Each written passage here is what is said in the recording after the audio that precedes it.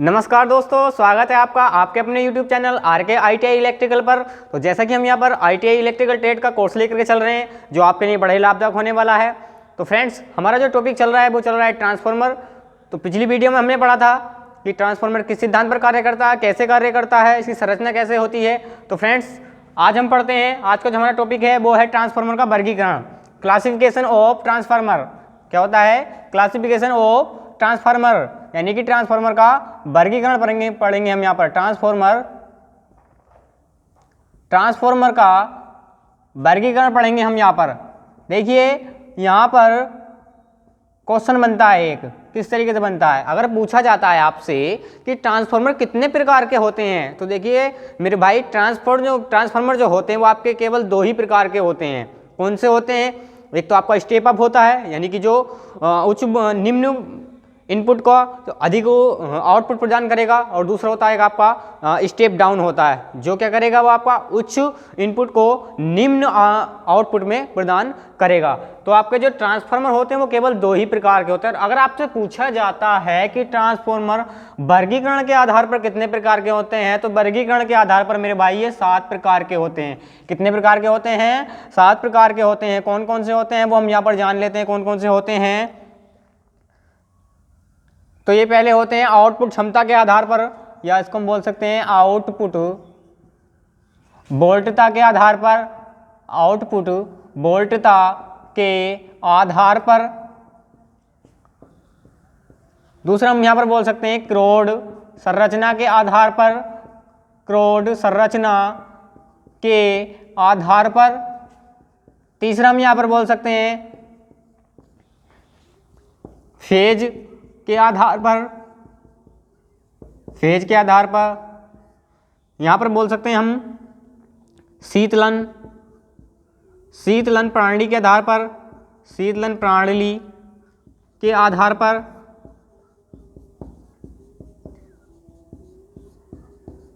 Next हम बोल सकते हैं यहां पर आउटपुट क्षमता के आधार पर। यहां पर भी ये 2 प्रकार के होते हैं, इनके भी प्रकार होते हैं कई सारे, वो भी हम जानेंगे। आउटपुट क्षमता के आधार पर। नेक्स्ट हमारा होता है इसमें व्यावसायिक स्तर पर। व्यावसायिक स्तर पर। नेक्स्ट होता है आपका इसमें स्थापना स्थल के आधार पर। स्थापना स्थल के आधार पर, यानी कि क्या होता है, ये भी 2 प्रकार के होते हैं। किस तरीके से होते हैं? एक तो हमारे जो बाहर स्थल के बाहर स्थापित किए जाते हैं, दूसरे हमारे किसी कमरे में या किसी भी सेल के अंदर प्रयोग यानी कि किए जाते हैं। तो देखिए, ये आउटपुट वोल्टता के आधार पर होते हैं, क्रोड संरचना के आधार पर होते हैं, फेज के आधार पर होते हैं, शीतल प्रणाली के आधार पर होते हैं, आउटपुट क्षमता के आधार पर होते हैं, व्यावसायिक स्तर पर होते हैं, और आपके स्थापना स्थल के आधार पर होते हैं। तो ट्रांसफार्मर के वर्गीकरण के आधार पर में हम देखते हैं यहाँ पर, तो ये कितने प्रकार के हो रहे हैं? आपके 7 प्रकार के होते हैं। 1 2 3 4 5 6 7 प्रकार के होते हैं। अगर वैसे देखें तो हमारे ट्रांसफार्मर कितने प्रकार के होते हैं? केवल 2 ही प्रकार के होते हैं। एक तो हमारा स्टेप अप और एक हमारा स्टेप डाउन। तो देखिए, यहाँ पर अगर मैं आउटपुट वोल्टा के आधार पर मैं बात करता हूँ तो ये 2 प्रकार के होते हैं। कौन कौन से होते हैं मेरे भाई? वो होते हैं 2। कौन कौन से? आपका एक तो होता है आपका स्टेप अप होता है, दूसरा होता है आपका, कौन सा होता है वो? आपका होता है नंबर 2 होता है आपका स्टेप डाउन होता है। कौन सा होता है? स्टेप डाउन होता है। इसको हम उच्चायक बोल सकते हैं, इसको हम अपचायक भी बोल सकते हैं। तो फ्रेंड्स, आउटपुट वोल्टेज के आधार पर 2 प्रकार के हो गए। अगर मैं क्रोड के आधार पर बात करता हूं तो मेरे भाई ये होते हैं 3 प्रकार के होते हैं। कौन से होते हैं? एक तो क्रोड प्रकार का होता है, दूसरा हमारा होता है सेल प्रकार का होता है, सेल प्रकार का। तीसरे की बात करूं तो ये बेरी प्रकार का होता है, ये बेरी प्रकार का होता है। फेज के आधार पर बात करूं तो फेज के आधार पर 2 प्रकार के होते हैं। एक तो हमारा सिंगल फेज होता है, सिंगल फेज होता है, दूसरा हमारा होता है 3 फेज के आधार पर, यानी कि ये फेज के आधार पर 2 प्रकार के होते हैं। शीतलन प्रणाली के आधार पर बात करें तो ये भी 3 प्रकार के होते हैं। आपका तेल द्वारा होता है, और वायु द्वारा होता है, जल द्वारा होता है। आउटपुट क्षमता के आधार पर बात करें तो ये भी 2 प्रकार के होते हैं।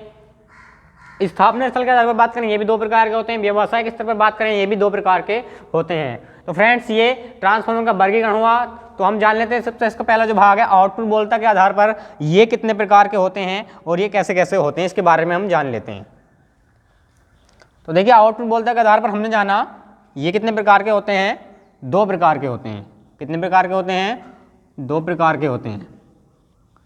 कौन कौन से होते हैं वो हम जान लेते हैं, कौन कौन से होते हैं।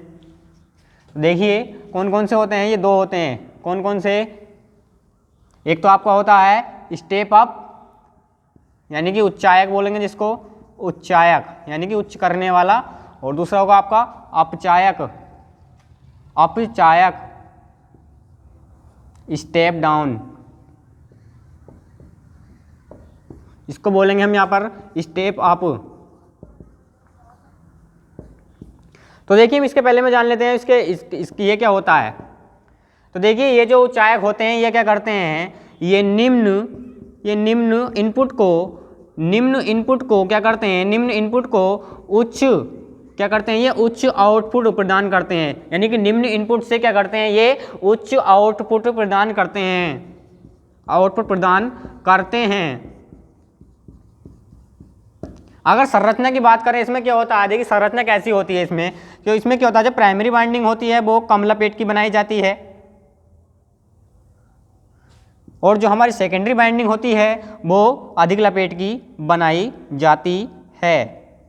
तो ये कौन सा हो गया हमारा स्टेप अप ट्रांसफार्मर हो गया। ये क्या करेगा, निम्न इनपुट को क्या करेगा, ये मेरे भाई ये क्या करेगा, निम्न इनपुट को क्या करेगा, ये उच्च आउटपुट में प्रदान कर देगा, यानी कि इसको उच्च आउटपुट कर देगा उसका, निम्न इनपुट का। अब देखिए ये जो प्रयोग किए जाते हैं, तो ये प्रयोग कहाँ पर किए जाते हैं, ये जो प्रयोग किए जाते हैं ये विद्युत उत्पादन केंद्रों पर प्रयोग किए जाते हैं।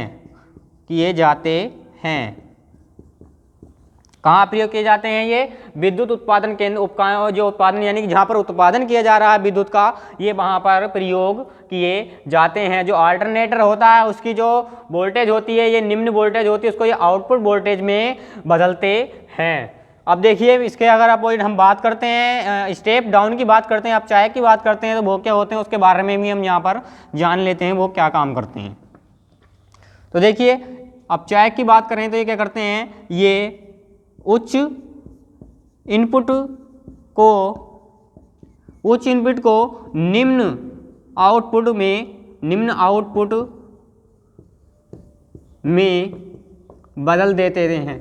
क्या कर देते हैं, यानी कि जो उच्च इनपुट होता है उसको निम्न आउटपुट में बदल देते हैं। और देखिए इसकी मैं संरचना की बात करूं तो इसमें जो सेकेंडरी बाइंडिंग यानी जो प्राइमरी बाइंडिंग होगी पहले वो क्या होगी, अधिक लपेट की बनाई जाएगी, और जो हमारी सेकेंडरी बाइंडिंग होगी वो कम लपेट की बनाई जाएगी। और देखिए इनके उपयोग की बात करें तो क्या होगा, जैसा आपने देखा होगा जो डिस्ट्रीब्यूशन ट्रांसफार्मर होते हैं ये उनका वहाँ पर ये प्रयोग किया जाता है, और आपके जैसे सब स्टेशन होते हैं वहाँ पर भी इनका प्रयोग किया जाता है। वहाँ पर जैसे आपका 33 kV हो गया, 3311 होता है, वहाँ पर 33 kVA को 11 kVA में बदला जाता है, तो वहाँ पर भी अपचायक ट्रांसफार्मर आपके उपयोग किए जाते हैं।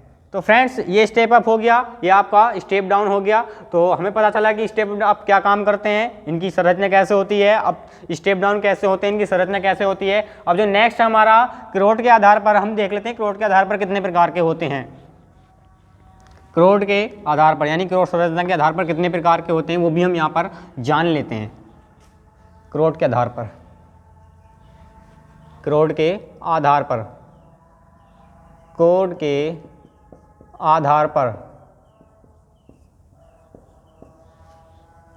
क्रोड के आधार पर 2 प्रकार के होते हैं, 3 प्रकार के होते हैं। कौन कौन से होते हैं, 3 प्रकार के कौन कौन से होते हैं। एक तो आपको होता है क्रोड प्रकार का, क्या होता है ये क्रोड प्रकार का होता है मेरे भाई। दूसरा होता है आपका ये सेल प्रकार का, कौन सा होता है, सेल प्रकार का होता है। तीसरा आपका कौन सा होता है, ये बैरी प्रकार का होता है। कौन सा होता है, बैरी प्रकार का होता है, ये आपका बैरी प्रकार का होता है।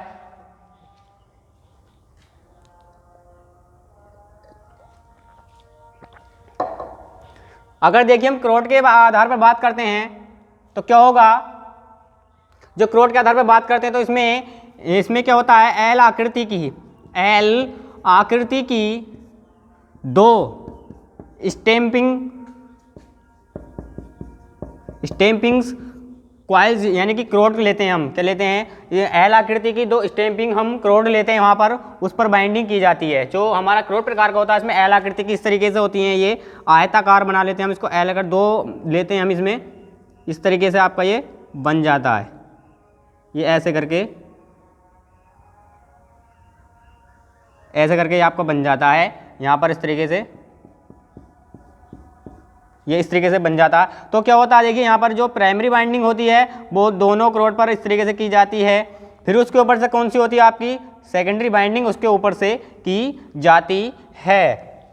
ये आपके कौन से होते हैं, क्रोड प्रकार के होते हैं। ये उच्च विद्युत धारा के प्रयोग के लिए किए जाते हैं, यानी कि जो जहाँ पर हमें उच्च विद्युत धारा उत्पन्न हो यानी कि प्राप्त करनी है, वहाँ पर ये प्रयोग किए जाते हैं। अगर देखिए मैं सेल प्रकार की बात करूँ इसमें, तो इसमें क्या होता है, ई और आई आकृति की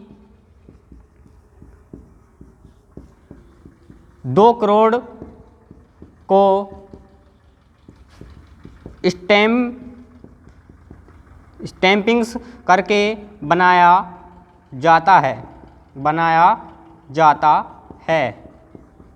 तो देखिए ये क्या करता है, ये वोल्टा का उच्चयन भी कर सकता है और वोल्टा का अपचयन भी कैसे कर सकता है। जैसा आपका वोल्टेज स्टेबलाइजर है, वो क्या कर सकता है, वोल्टेज को स्टेप अप भी कर सकता है, वोल्टेज को स्टेप डाउन भी कर सकता है। तो वहाँ पर सेल प्रकार के जो ट्रांसफार्मर होते हैं वो प्रयोग किए जाते हैं। बैरी प्रकार की बात करते हैं यहाँ पर, तो बैरी प्रकार के जो ट्रांसफार्मर होते हैं उसमें एक विशेष प्रकार का बैरी क्रोड का जो बैरी प्रकार के क्रोड होती हैं उनका वहाँ पर प्रयोग किया जाता है। तो वो कौन से कहलाते हैं, हमारे बैरी प्रकार के ट्रांसफार्मर कहलाते हैं। इनका जो प्रयोग किया जाता है वो विशेष कार्यों के लिए किया जाता है। तो फ्रेंड्स, क्रोड प्रकार के बारे में हमने जाना कि एल आकृति के दो स्टैम्पिंग्स क्रोड पर बाइंडिंग करके बनाए जाते हैं। पहले हमारी प्राइमरी बाइंडिंग होती है, दूसरी उसके ऊपर से क्या होता है, सेकेंडरी बाइंडिंग होती है। ये उच्च वोल्टा के लिए प्रयोग किए जाते हैं। सेल प्रकार की बात करें तो ये उच्च वोल्टा तथा निम्न वोल्टा के लिए भी प्रयोग किए जाते हैं। इसमें ई और आई आकृति की दो क्रोड को हम स्टैम्पिंग करके बनाते हैं। बैरी प्रकार की बात करते हैं तो बैरी प्रकार में क्या होता है, इसमें होता है कि इसमें एक विशेष प्रकार की बैरी प्रकार की क्रोड उपयोग की जाती है और ये विशेष कार्यों के लिए प्रयोग किए जाते हैं। नेक्स्ट हमारा जो वर्गीकरण के आधार पर है वो है हमारा फेज के आधार पर।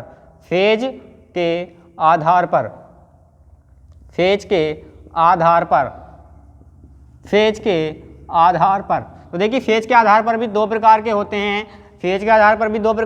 कौन कौन से होते हैं भाई, देख लेते हैं उन्हें भी यहाँ पर। तो फ्रेंड्स, फेज के आधार पर होते हैं, एक तो हमारे होते हैं सिंगल फेज। कौन से होते हैं, सिंगल फेज। दूसरे होते हैं हमारे यहाँ पर थ्री फेज। कौन से होते हैं, तीन फेज या थ्री फेज बोल सकते हैं हम, three phase transformer, single phase transformer. तो देखिए सिंगल फेज ट्रांसफार्मर क्या होता है, ये केबल यानी कि जो सिंगल फेज पर कार्य करने वाले ट्रांसफार्मर होते हैं वो क्या कहलाते हैं, हमारे सिंगल फेज ट्रांसफार्मर कहलाते हैं। और ये केबल 250 वोल्ट तक ही कार्य करने वाले होते हैं। ये केबल 250 वोल्ट तक ही कार्य करने वाले होते हैं। जैसे आपका वोल्टेज स्टेबलाइजर हो गया और आपका रेडियो रिसीवर हो गया, आपका टीवी हो गया, तो उसमें कौन से आपके प्रयोग किए जाएंगे, सिंगल फेज टीएफ, यानी कि यहाँ पर टीएफ क्या है, ट्रांसफार्मर। इसको हम शॉर्ट में लिख सकते हैं ट्रांसफार्मर को टीएफ। तो सिंगल फेज जो ट्रांसफार्मर होते हैं वो केवल 250 वोल्ट तक ही कार्य करते हैं। जैसे आपका रेडियो रिसीवर है, टीवी है और आपका वोल्टेज स्टेबलाइजर है, इनमें आपका प्रयोग किया जाता है। अब देखिए यहाँ पर थ्री फेज की बात करते हैं। जो थ्री फेज सप्लाई पर काम करते हैं यानी कार्य करते हैं, थ्री फेज विद्युत सप्लाई पर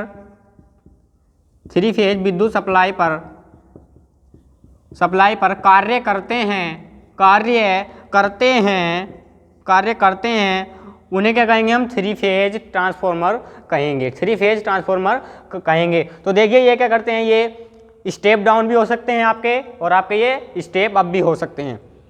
ये जो थ्री फेज है, स्टेप डाउन कौन से हो गए आपके, जो जहाँ पर विद्युत का उत्पादन हो रहा है वहाँ पर स्टेप अप प्रयोग किए जाएंगे। और जैसे कि जहाँ पर ट्रांसमिशन किया जा रहा है और आपका जो डिस्ट्रीब्यूशन है वहाँ पर क्या क्या होंगे आपके, वो स्टेप डाउन ट्रांसफार्मर होंगे। तो इनका यहाँ पर वहाँ पर जो कौन से प्रयोग किए जाते हैं, आपके 3 फेज ट्रांसफार्मर प्रयोग किए जाते हैं। 3 फेज विद्युत सप्लाई पर ही कार्य करते हैं।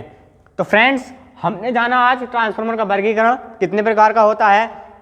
उसमें हमने आउटपुट वोल्टा के आधार पर हमने जाना कितने प्रकार के होते हैं, क्रोट की संरचना के आधार पर हमने जाना कि ये कितने प्रकार के होते हैं, और हमने जाना कि फेज के आधार पर ये कितने प्रकार के होते हैं। तो फ्रेंड्स, आज की वीडियो में बस इतना ही। मिलते हैं नेक्स्ट वीडियो में नेक्स्ट टॉपिक के साथ में। तब तक आप हमारे साथ बने रहिए। आपको हमारा वीडियो पसंद आया तो आप हमारे वीडियो को लाइक, शेयर और सब्सक्राइब कीजिए, और जो साथ में बेल आइकन है उसको भी प्रेस कर दीजिए, ताकि हमारे आने वाली वीडियो का नोटिफिकेशन आपको मिलता रहे। धन्यवाद।